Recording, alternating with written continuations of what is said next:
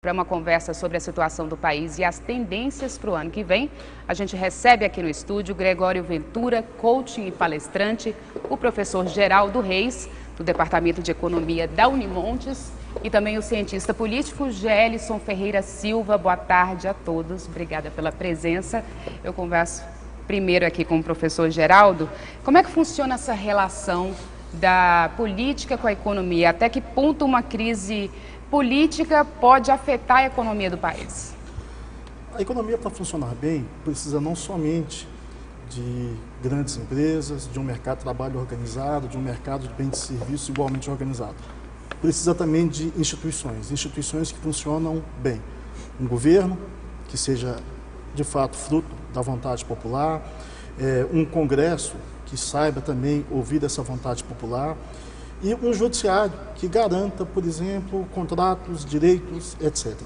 Então, quando a política não funciona bem, certamente isso vai ter implicações econômicas. E nós estamos numa situação no Brasil em que, embora a crise econômica seja mundial e o Brasil demorou algum tempo para ser afetado, nós estamos num contexto em que talvez o principal componente de instabilidade hoje seja político e não propriamente econômico. A economia está sendo contaminada pela política. Então há dois motivos aí, né? Dois motivos. É mais uma grave. Crise econômica, que o Brasil infelizmente acabou sendo afetado pela crise de 2008, que até o momento ela não foi superada.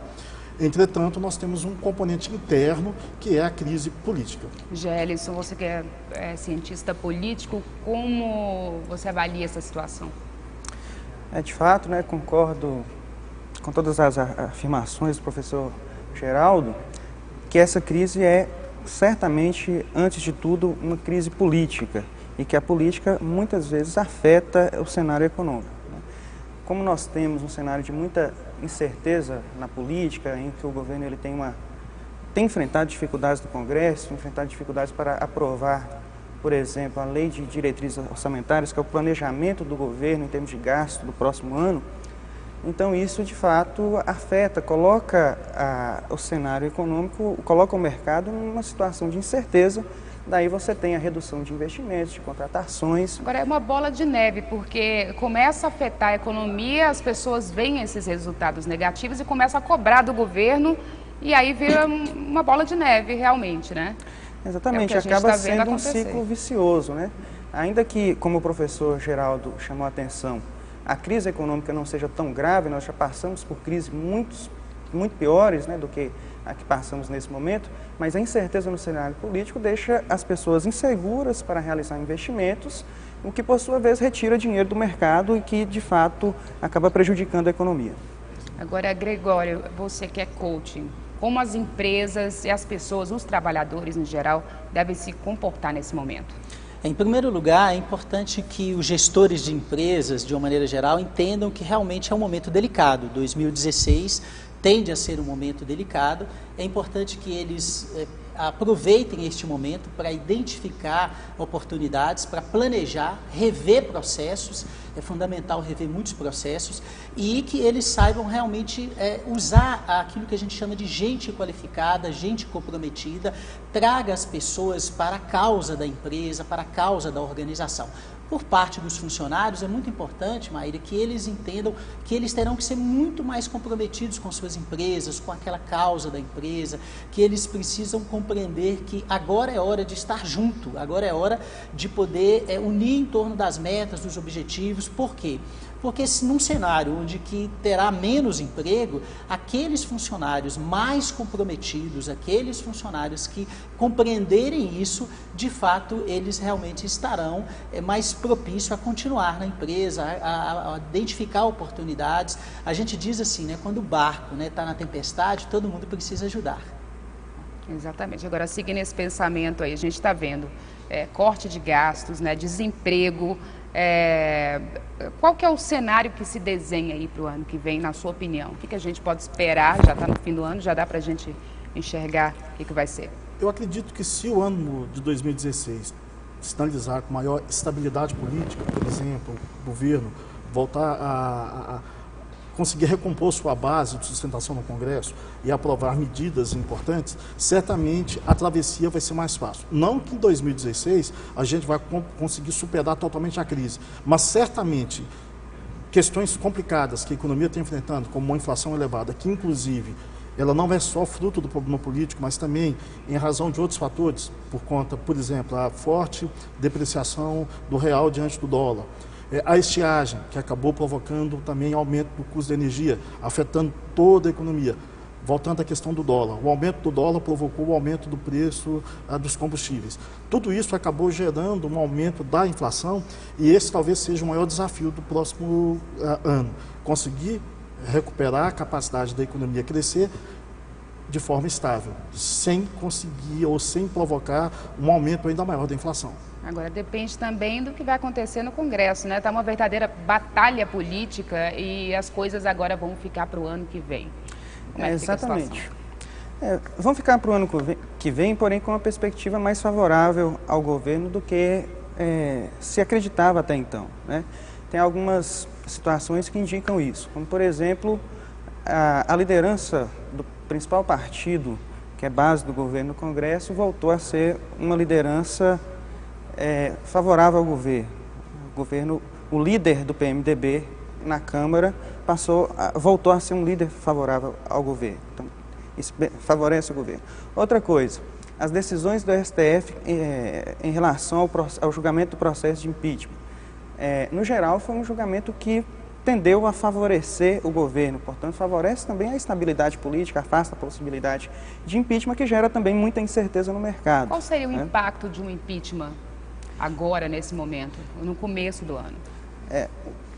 O impeachment é sempre muito complicado, tanto que as regras de impeachment elas são muito complexas e é difícil você realizar um impeachment de fato, porque de fato é algo que existe como última prerrogativa no caso de uma responsabilização direta do presidente da República em um crime, né, de responsabilidade em que ele tenha de fato a intenção e tenha participado diretamente. Então isso é algo que existe, mas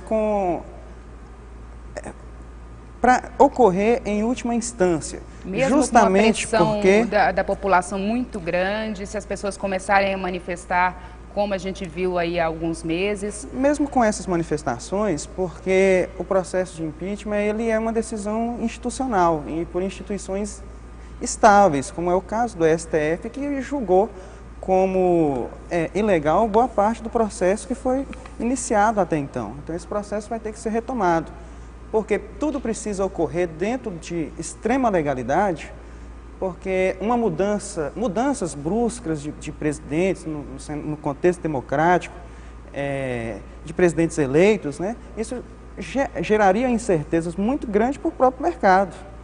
Se você abre precedentes de trocar presidente a qualquer momento, você gera uma incerteza muito grande no mercado, na economia, e talvez as consequências sejam até mais graves do que um governo impopular. A economia ia ficar numa situação muito mais complicada do que a atual, né? Exatamente. Entendi. E agora, o que você acha sobre essa questão do impeachment? A questão do impeachment é o seguinte, de fato, né, existe um processo, as empresas nesse momento elas estão inseguras, né? A insegurança gera menos investimento, menos contratação de pessoas. Agora é importante a gente entender que ao longo desses últimos anos houve um crescimento. A pergunta é se esse crescimento foi totalmente sustentável. Então é uma oportunidade para as organizações fazerem um crescimento sustentável. É um crescimento mais preparado, mais organizado. Por quê? Porque quando as coisas estão muito bem, né, você está vendendo, faturando, né, você não vê, de repente, um elefante que passa na sua frente, um grande problema, pontos fracos que sua organização tem. A partir do momento, né, que você tem uma situação igual essa, você começa a rever certas coisas e dizer, olha, é preciso fazer um caminho sustentável, independente da situação. Eu preciso ter uma estratégia e, principalmente, aí, voltado para pessoas. Não podemos esquecer que nós sempre precisaremos de pessoas bem treinadas, formadas. A atitude como você vai enfrentar o seu 2016 vai fazer toda a diferença. Então é a questão da atitude positiva dos gestores, dos líderes, dos funcionários, das pessoas. Então você vai ver que tem empresas, organizações que vão se dar melhor do que outras pela atitude, pela estratégia. Agora, e a saída do ministro Levi, qual seria o impacto? Isso acabou de acontecer, qual seria o impacto agora? A gente já está numa situação difícil, isso complica ainda mais? Eu acredito que não, até porque já havia a sinalização de algum desgaste dele E certamente quem vai assumir é alguém também afinado com a gestão da economia. Portanto, o que a gente imagina é o seguinte, Nelson Barbosa, caso o cenário político se estabilize, as pessoas entendam que, como o Gelson falou, o impeachment é um processo traumático, a economia volte, porque o Brasil tem instituições sólidas, tem um sistema financeiro sólido. Nós não tivemos uma fuga de capitais como ocorreu em outras crises, como 98 e 2002. Nós temos grandes oportunidades de investimento para o país, como agronegócio, na infraestrutura, petróleo.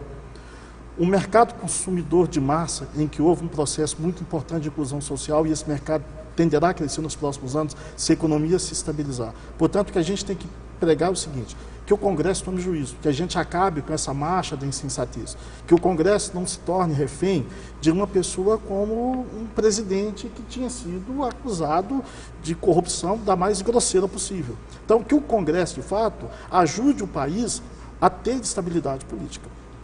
Agora, em relação às eleições municipais, a gente para tudo até fevereiro de 2016 e ano que vem ainda tem eleições municipais. Isso também vai afetar em algum sentido? Certamente que vai afetar, mas ao mesmo tempo isso pode criar um consenso com os gestores, sobretudo em regiões muito pobres, porque como o Estado tem um papel importante como indutor, pense bem, se a crise continuar, significa que em 2016 os prefeitos terão menos recursos, eles terão dificuldades para se reelegerem, aqueles que puderem se reeleger, ou de continuar seu grupo político. Portanto, se a economia volta à estabilidade, significa que o governo também recompõe a sua capacidade de gastar.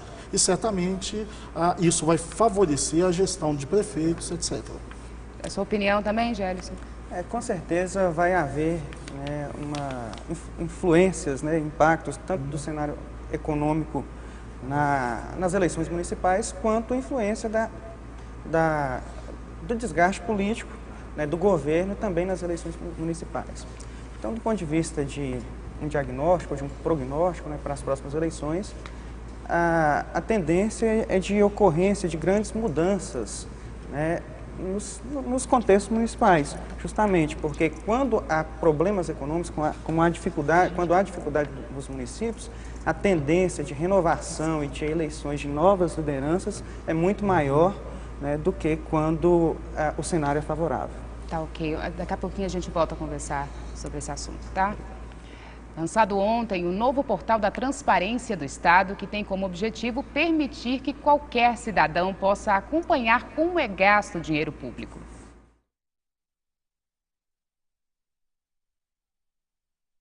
O novo portal já está no ar e com mais opções de pesquisa e informação. Ele trabalha com um novo conceito de transparência, com informações consolidadas, com gráficos. Isso facilita o cidadão comum, facilita o uso pelo cidadão comum, ele visualizar a informação. Entre as novidades estão as opções Contas do Governador e também o item Planejamento e Resultados, que disponibiliza documentos como o Plano Plurianual de Ação Governamental e o Plano Mineiro de Desenvolvimento Integrado. O usuário também terá acesso aos salários dos servidores do Estado. No item Despesas, é possível pesquisar o que foi gasto por cada órgão, fornecedor, programas e função. Para esta advogada, conselheira federal da OAB, o novo portal pode e deve ser controlado pela população. Com a informação e o gestor público sabendo que a população tem essa informação, ele vai ter mais responsabilidade. Então, é uma ferramenta que a gente tem contra o combate, é um combate à corrupção. A reformulação do portal, que já existia desde 2009, é uma das ações da nova gestão da Controladoria Geral do Estado neste ano. O governo também aproveitou para fazer um balanço de tudo o que foi feito pelo órgão em 2015.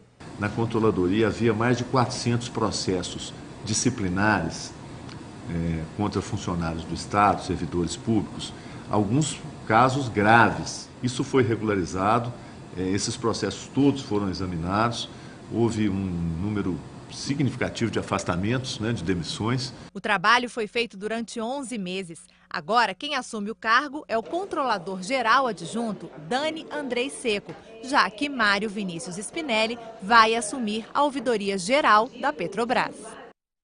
Bom, professor Geraldo Reis, o que o senhor acha desse portal da transparência?